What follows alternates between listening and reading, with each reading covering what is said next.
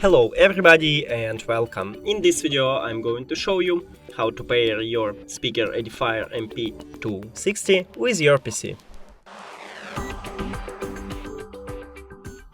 You have to start by press one time at the Windows button on your keyboard and then write Bluetooth. Now click enter and right here you should click add Bluetooth.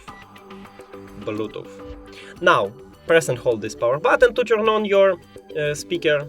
And now it should enter to pairing mode automatically, and we can know it by this Bluetooth icon. So if it doesn't, just press and hold on this Bluetooth button.